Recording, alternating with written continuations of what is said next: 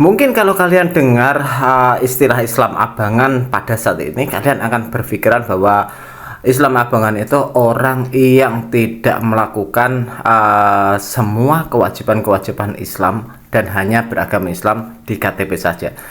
Tapi, apakah kalian tahu bahwa Islam abangan ini adalah tonggak menyebarnya agama Islam di Nusantara?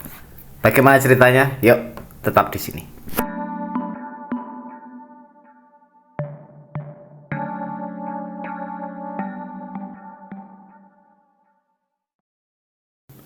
Assalamualaikum warahmatullahi wabarakatuh, sahabat sejarah misteri dimanapun kalian berada. Kembali lagi dengan channel kita ya. Kali ini kita akan membahas tentang Islam abangan. Kalian pasti sudah sangat familiar dengan istilah Islam abangan ini ya. Mungkin pandangan kalian tentang Islam abangan ini adalah orang-orang yang beragama Islam tapi tidak menjalankan syariat ya, misalnya sholat atau puasa seperti itu, atau mungkin lebih tepatnya adalah Islam KTP ya. Padahal kalau kita menilik ke masa lampau, Islam abangan ini adalah cara yang paling jitu untuk menyebarkan agama Islam di tanah Jawa maupun Nusantara, khususnya di tanah Jawa sih. Lalu bagaimana ceritanya? Seperti ini teman-teman. Nah, pada era-era menjelang berakhirnya Kerajaan Majapahit, itu terjadi pembaruan di Kerajaan Caruban Larang atau di Cirebon lah ya, seperti itu. Nah, tokoh yang melakukan pembaruan ini adalah Syekh Abdul Jalil. Syekh Abdul Jalil ini adalah pimpinan Padepokan Giri Amparan Jatim, menggantikan sepupunya Syekh Zatul Kafi.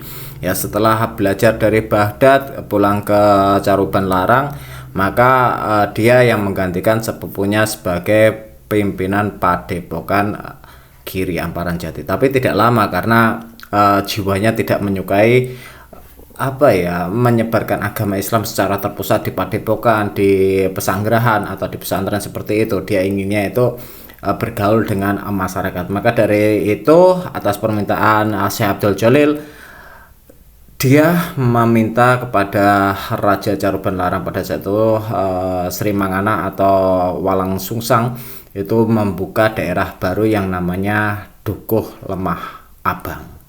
Iya, Syekh Abdul Jalil itu notabene adalah Syekh Lemah Abang. Di Dukuh itu beliau mengajarkan Islam pada orang-orang yang masuk di pedukuhan itu. Bukan hanya ajaran-ajaran Islam secara syariat, beliau itu lebih mengutamakan ke akhlak ya. Kejujuran itu adalah nomor satu, karena pada dasarnya ajaran-ajaran Islam itu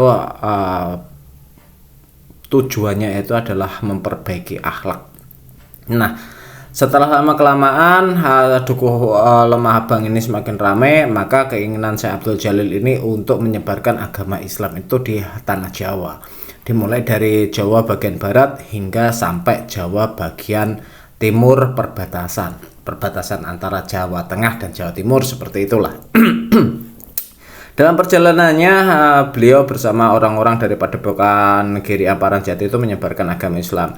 Masuk ke desa, dari desa ke desa, dia nggak mengajarkan apa-apa kecuali syahadat.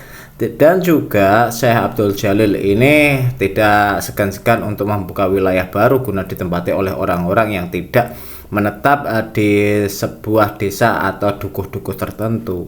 Jadi dalam perjalanannya itu Syekh Abdul Jalil membuka dukuh, dan dukuh-dukuh itu dinamakan sesuai dengan simbol-simbol warna kenapsuan manusia.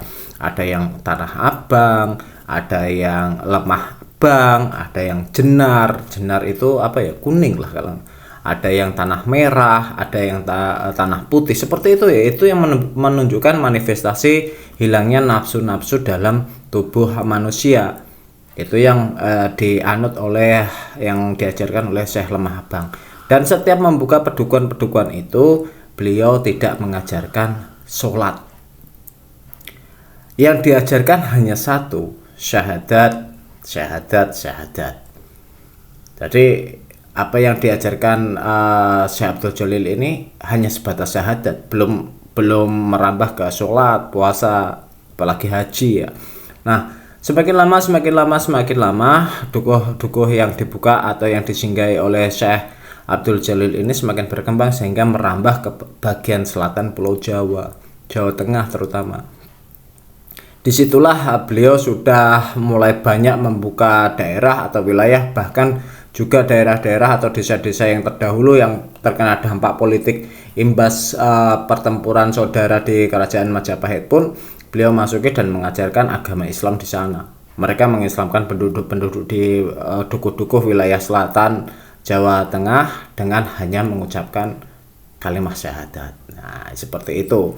Nah, maraknya dan ramainya orang-orang yang memeluk agama Islam di wilayah selatan ini tentu saja membuat keheranan Dewan Wali yang pada saat itu masih ada Sunan Ampel. Ya, apalagi keberhasilan notabene keberhasilan Syekh Abdul Jalil itu mengislamkan daerah wilayah selatan Pulau Jawa sekitar Kediri dan lain sebagainya, bekas-bekas wilayah Singosari lah ya. Apalagi di sana juga terdapat pusat kerajaan Majapahit yang baru ya, yang walaupun pada saat itu tuh Bre Kahuripan belum menjadi Raja Majapahit terakhir, tapi di sana sudah mulai tumbuh Islam yang notabene para Dewan Wali pun kesulitan untuk menembus Islam di sana karena di sana itu berkumpulnya banyak sekali mereka yang berkumpul itu para Bhairawa pengamal ajaran Tantra ya.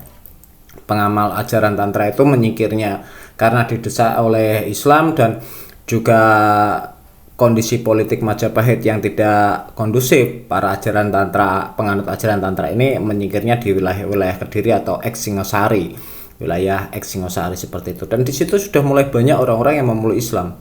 Maka dari itu melalui utusannya Sunan Ampel memanggil rombongan dari Syekh Abdul Jalil ini teman-teman untuk dimintai pertanyaan, dimintai pernyataan dan dikorek lah, diinterogasi lah kenapa bisa seperti itu, kenapa mengajarkan Islam itu tidak secara utuh, kenapa hanya syahadat aja, dan semuanya informasi itu sudah masuk di Ampel Denta di Dewan Wali.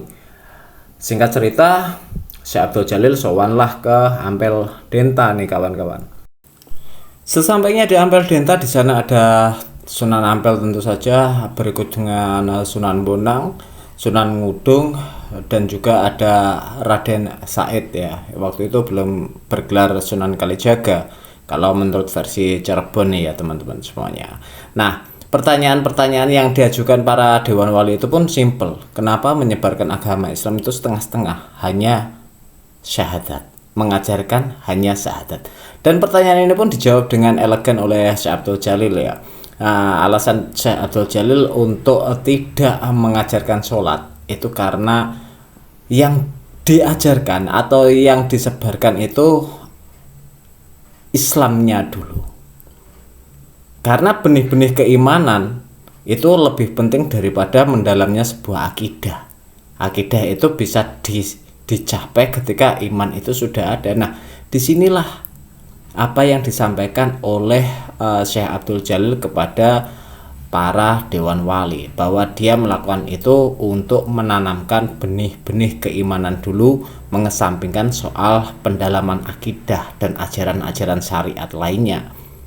Kalau iman sudah ada, barulah nanti mempelajari yang namanya syariat. Jadi apa yang disampaikan Syekh Abdul Jalil ini menyebarkan Islam itu dari yang paling mudah dulu, yaitu mengucapkan kalimat syahadat. Masalah syariat tata cara sholat, bagaimana dengan puasa, zakat, dan haji nantinya itu sambil menunggu bergulirnya waktu. Ketika keimanan itu sudah mulai menyebar, maka nanti gelombang berikutnya itu adalah menetapkan akidah. Nah, itu alasannya. Apa yang disampaikan Syekh Abdul Jalil ini ternyata menarik perhatian Sunan Bonang maupun Sunan Ngudung. Dan apa yang disampaikan oleh Syekh Abdul Jalil ini membuat inspirasi baru bagi Sunan Bonang dan Sunan Ngudung. Mereka sepakat dengan apa yang disampaikan oleh Syekh Abdul Jalil. Apalagi Sunan Ngudung dan Sunan Bonang ini bertugas untuk menyebarkan agama Islam itu di wilayah selatan Pulau Jawa. Nah, pada saat itu akhirnya Sunan Bonang menetapkan apa yang disampaikan oleh Syekh Abdul Jalil itu di metode dakwahnya.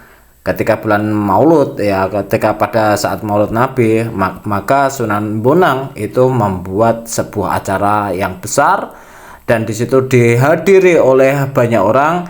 Nah, ketika selesai agenda tersebut, maka semua orang-orang atau masyarakat yang hadir itu diminta untuk membaca 2 kalimat syahadat. Maka dari itu di wilayah-wilayah selatan ketika Maulud Nabi itu ada namanya grebek sekaten, sekatenan. Sekaten ini berasal dari syahadaten. Ya, sekaten ini berasal dari syahadaten.